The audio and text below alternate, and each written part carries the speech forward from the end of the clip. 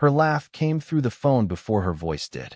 Not the laugh I used to love, the soft, chesty one she'd do when I surprised her with breakfast or tripped over my own shoelaces trying to impress her.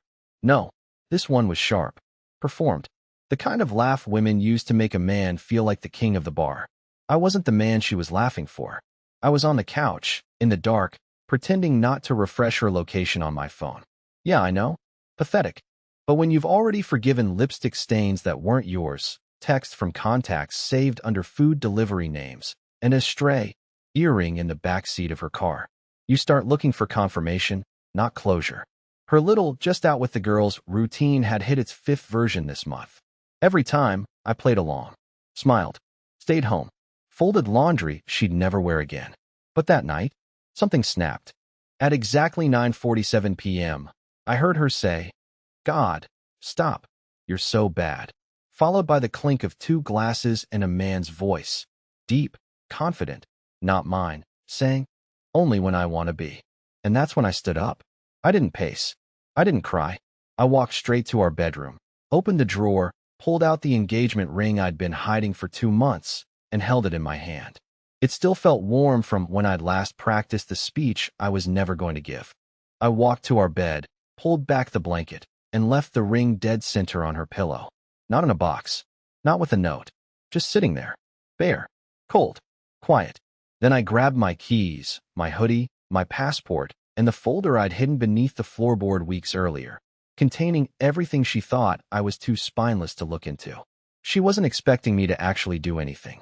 That's what makes this story worth telling. Because when she came home from the bar, her dress rumpled, hair smelling like gin and someone else's cologne, what she found instead of me, that was just the beginning of her nightmare. The sound of her keys jingling outside the door used to make my heart skip. I'd picture her arms full of groceries, or maybe one of those overpriced candles she said she bought for the vibes. But that night, that sound made my stomach twist.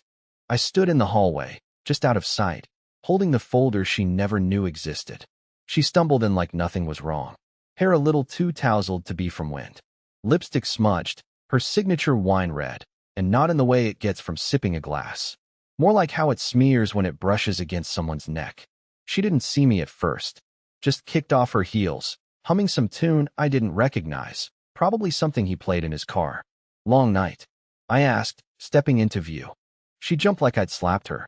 Then, just as quickly, her face softened into that fake little grin she reserved for damage control.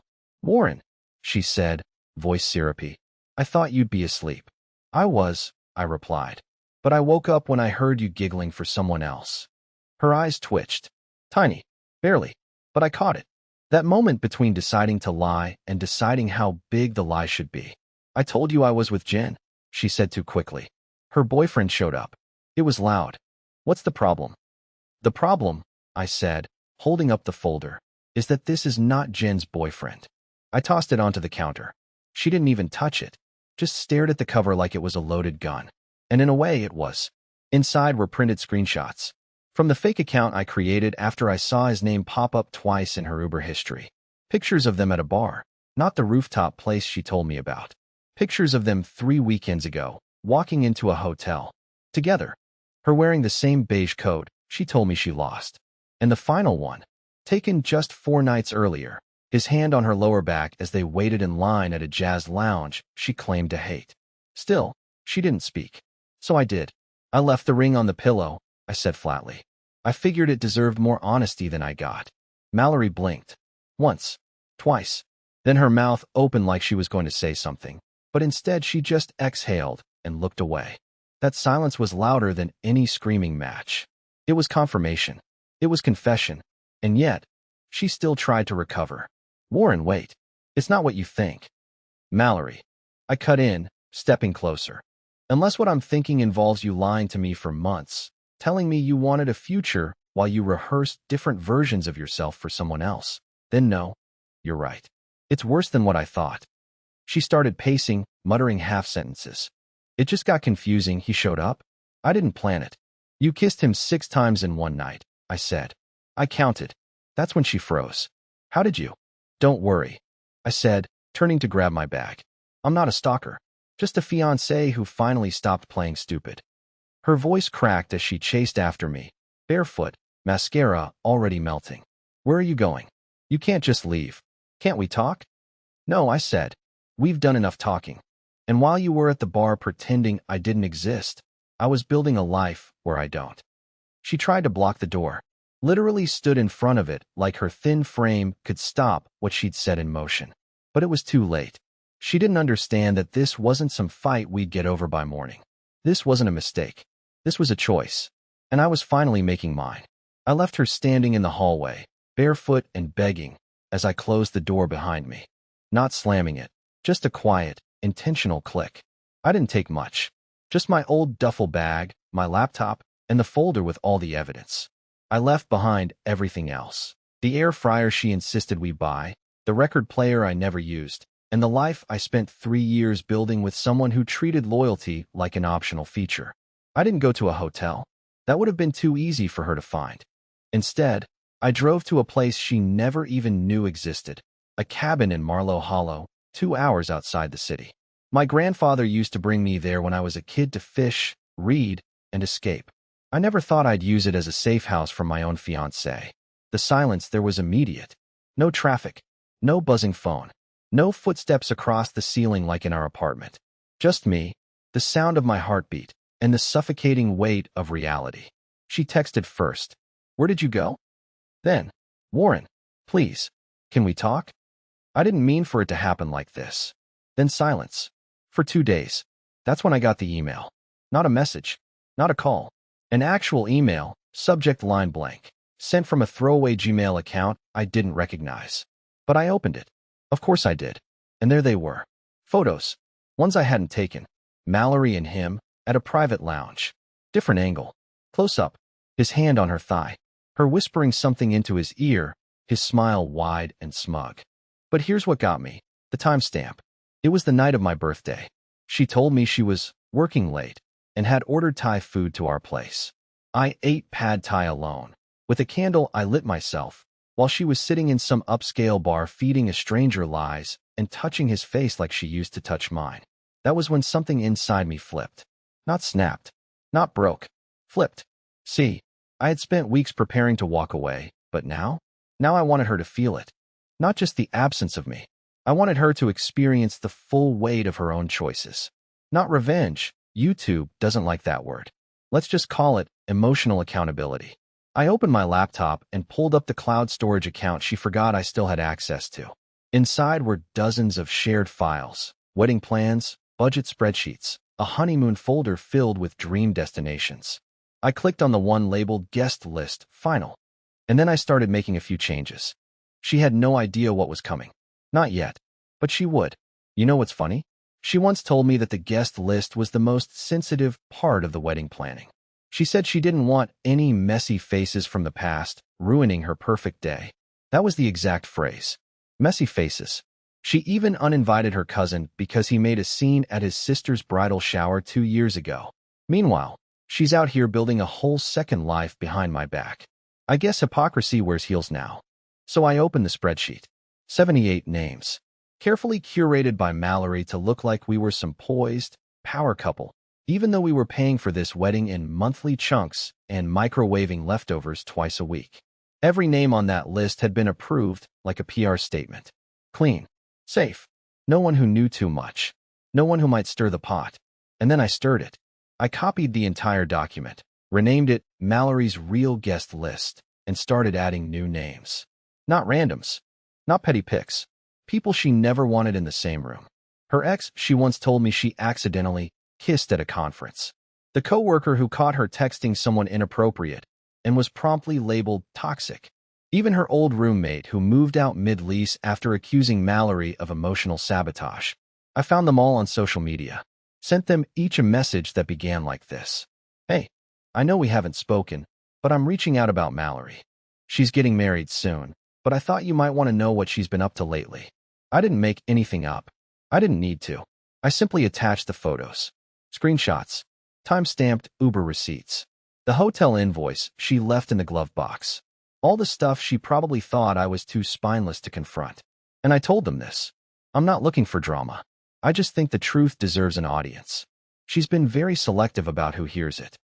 Some responded immediately. Others just reacted with stunned emojis. One of them said, "She did the same thing to my brother 2 years ago. I'm not surprised." I didn't stop there. I sent an anonymous envelope to her parents. Inside was a flash drive. No note. Just the footage. That's the part one haven't mentioned yet. The dashcam. See, I installed one in her car last winter after she backed into a snowbank and blamed the neighbor's dog. She forgot about it, and it recorded everything. Like the night she picked up her coworker, and they spent 47 minutes parked outside his building doing anything but networking. I know, it sounds crazy, but I wasn't trying to ruin her. I was just done being quiet. Done being the guy who lets things slide because love is supposed to be unconditional. Done protecting someone who treated my loyalty like a doormat. I still hadn't heard from her directly. Not a call. Not a voicemail. Just the same 5 texts sitting unread on my phone like dying fish in a bowl. But I knew that wouldn't last. Because I had just flipped the final switch. The ring was gone. The closet was empty. The invitations had been delivered. And Mallory? She was about to realize the entire house of cards she'd built was standing on quicksand. 3 days after I sent those messages, my phone started ringing again. Not from Mallory. Oh no, she was smarter than that. She used other people. At first, it was her best friend Kara, the one who once told me I was too nice for her. The irony, right? Kara left a voicemail I replayed 3 times just to let the absurdity soak in. "Warren, listen, I don't know what you think you're doing, but this isn't healthy. You're acting out. Mallory's devastated, okay? This was a misunderstanding. You're overreacting." Overreacting? The hotel receipts didn't feel like overreacting. Neither did the lipstick on her collar that definitely wasn't my shade. I didn't answer. I didn't reply. I just let the silence do the talking. The next one to reach out was someone I hadn't expected, her mother. Now, Mallory always painted her mom as this cold, controlling type. We weren't close. She barely spoke at dinners, and when she did, it was always about wine or taxes. But this time, her message was short. No fluff. Just this. "I received your envelope. I had no idea. Please don't marry my daughter. You deserve peace." It hit me harder than I expected. Even she knew. That's when I knew the fallout had begun. Mallory had carefully curated her life like a Pinterest board, controlling who knew what, cropping out the ugly pieces. But now the raw, unfiltered version of her was circulating among the very people she'd tried to impress most. And I wasn't done. I made one final move. One that would either blow the whole thing wide open or put a match to whatever little image she still had left to protect. Mallory had RSVP'd us to an engagement party hosted by her boss, some big-shot guy who looked like he belonged in a cologne ad. Black tie. Invite only. She made a huge deal about it. "We have to look perfect," she'd said. "This is where we show people who we are." Yeah, I was going to show them. I showed up in the same suit she once said made me look like I was trying too hard. No tie. No smile. I walked in alone, which already raised eyebrows, since we were supposed to be the power couple. I didn't say a word. Just walked straight to the event photographer, the one snapping candids of smiling couples near the back. I handed him a USB stick. "There's a slideshow Mallory asked me to submit last minute," I said calmly. "She said it's a surprise for the crowd. Big reveal, special moment. Should start right after dessert." He nodded, no questions asked. I left before the lights dimmed. I didn't need to see it. I'd lived it. That slideshow started with pictures of us together. Cute ones, trips, holidays, fake smiles. Then came the ones no one expected. Her and the other guy at the bar. Her outside the hotel. Her with smeared lipstick, resting her head on his shoulder. Timestamps in the corner. Truth in every frame. A friend who was there texted me a single line that night. She left in tears. Her boss said she's taking an indefinite leave. It wasn't revenge. It wasn't cruelty. It was a correction. She'd built a perfect story out of lies. I just handed the microphone to the truth. And still, I didn't feel triumphant. Not really. Because you know what no one tells you? When someone betrays you like that, exposing them doesn't make you feel strong. It just reminds you how weak you had to be to let it happen for so long. The fallout should have been the end of it. I mean, what else was there to say? The truth had been laid out like evidence in a courtroom. People had seen what she was, not just what she wanted them to see. I expected anger, silence, maybe even relief. But instead, I got headlights cutting through the trees at midnight. I was at the cabin, curled up in one of those scratchy wool blankets my grandfather used to swear by, when I saw the car pull up. At first, I thought it was a ranger or maybe a neighbor checking on the place. But then I saw her silhouette behind the wheel, sitting there like she was building up the courage to walk into her own crime scene. She didn't knock. She just opened the door and stood there, soaked from the rain, mascara streaked down her face, like a ghost that didn't know it was dead. "I figured you'd be here," she said. I didn't answer. I just stared at her, waiting to feel something: rage, pain, maybe even pity. But all I felt was tired. "I need to explain," she started, closing the door behind her, like she still had that right. "No," I said flatly. "You need to leave." But she didn't. Of course she didn't. Mallory always believed that if she just talked long enough, she could spin anything. She started pacing, her voice trembling, her words pouring out in that shaky rhythm people use when they've rehearsed an apology but didn't plan on actually needing it. "It didn't start the way you think." I was confused. He was just a distraction at first. I didn't plan on falling for him. I didn't even think it would go that far. But then you started pulling away. You were always so quiet, so distant. "Stop," I said. "Just stop." She froze. "You don't get to blame me for what you did." I was quiet because I was losing you, Mallory. I was distant because I was already watching you leave in slow motion. She started crying harder. Not the manipulative kind, at least not this time. It looked real. It sounded real. But that's the problem, isn't it? I used to believe everything she said. Now I didn't even believe her tears. She walked over to the kitchen counter and picked up the ring. I didn't even know it was still there. I must have left it in a drawer when I unpacked. She held it like it weighed more than it should. "I keep thinking about what you said," she whispered. "The ring deserved more honesty than I got." I felt that. I almost laughed. Not because it was funny, because of how ridiculous it all was. She felt that? After everything? She felt something now? "I came to say I'm sorry," she said. "Not just for what I did, but for who I became. I don't recognize myself anymore, Warren. I was chasing something I thought I wanted, and I didn't even see what I had right in front of me." I didn't respond. She stepped closer. "I lost you. I know that. But if there's even a part of you that can still see me, not who I've been these past months, but me, please, just say something." I looked at her. At the woman I once thought I'd spend the rest of my life with. At the woman who shattered me and then expected to be handed the broom. And I said the only thing that felt honest. "You came here looking for the man who used to love you. But he packed up and left long before you got to the driveway." She didn't say another word. She just set the ring back on the counter, turned around, and walked out into the rain. I didn't follow her. Not this time. I thought her leaving that night would be the end. That she'd drive off, finally understanding that her apology came too late, and I'd get the quiet I'd earned. For a while, that's exactly what I had. No texts, no calls, no new emails. Just the creaking wood of the cabin, the sound of wind pushing through trees, and the occasional crunch of dry leaves when deer wandered too close. Then came the knock. It was late. Not late like midnight late, too late. The kind of late that makes your skin crawl because no one has any business showing up at your door unless it's bad news. I hesitated before opening it. The porch light buzzed dimly overhead, and in its weak glow, I saw him. Not him. Not the guy from the hotel. Not the one from the bar. A different man. Older, but not by much.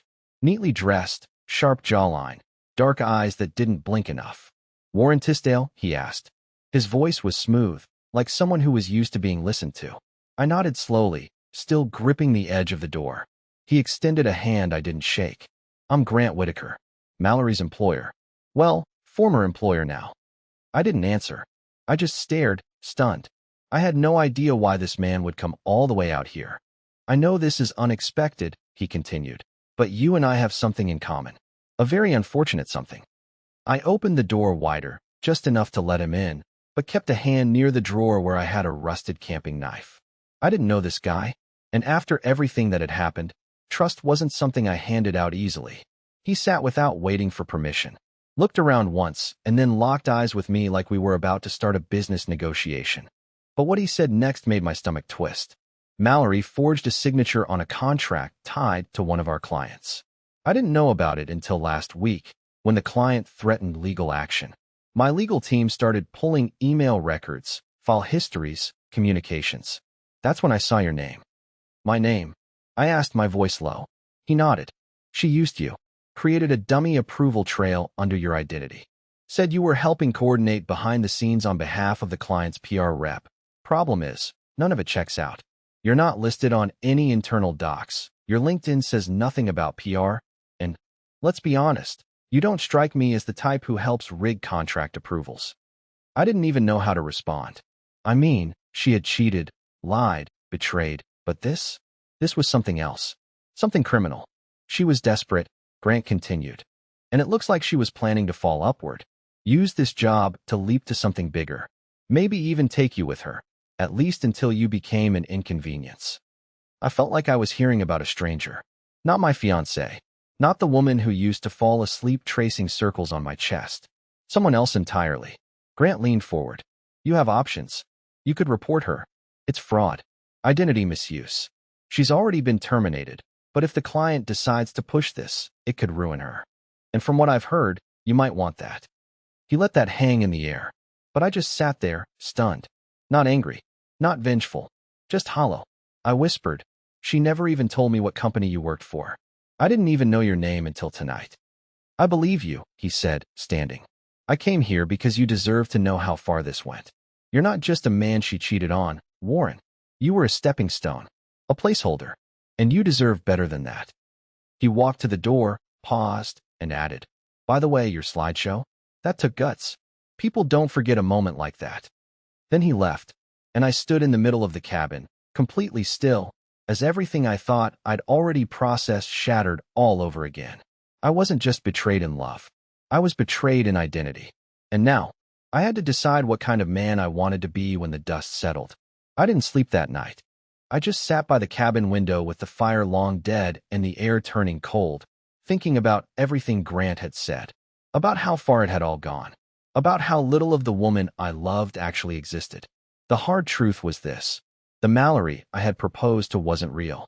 Maybe she was for a while, early on, when we still laughed at cheap sitcoms and held hands during traffic, but that version of her was long gone, replaced by someone who saw people as pawns, who played roles. And I was just a quiet, safe character in her carefully crafted story. Easy to manage, easy to leave behind. But she had underestimated one thing. I may be quiet. I may be soft-spoken. I may even be, as she once called me behind my back, too vanilla. But when the curtain drops and the lies collapse, I'm still standing. I stayed at the cabin for another week. No texts, no calls, not even news from Grant. Just silence. And in that silence, I found something I didn't expect, relief. Not because she was gone, but because I was. I was out. I was finally free of the daily uncertainty, the hollow apologies, the awkward silences where love used to live. One morning, I packed my things, took the ring with me, and stopped by a lake my grandfather used to fish. I stood on the edge of the dock, opened the ring box one last time, and looked at it not with sadness, but clarity. Then I flicked it into the water. No dramatic speech, no tears, just a quiet splash and peace that followed. A month later, I moved to Asheville. Started over. Found a job at a local nonprofit helping struggling families get housing. Something that reminded me people could still be good. Something that reminded me I could still be good. I changed my number. Closed the old accounts. Got rid of everything that tied me to her. And slowly, piece by piece, I rebuilt. A few weeks after I moved, I met someone at a bookstore downtown. Her name was Lydia. She asked me if I'd read the novel I was holding. I hadn't. She told me I'd love it. I said I probably wouldn't finish it. She laughed and said, then you'll have to tell me why. We got coffee, talked for hours. There was no performance, no red lipstick games, just two flawed people trying to be real in a world that rewards fake. Lydia doesn't know the whole story. Not yet. I'll tell her eventually. But for now, we're just growing. Slowly. Authentically. The way I wish it had been from the start. Mallory? I don't know where she is. Last I heard, the client she defrauded settled quietly, probably to avoid public embarrassment. Her reputation stained, but not destroyed. Fitting, really. She gets to keep her world. I got to build a better one. And in the end, that's more than enough.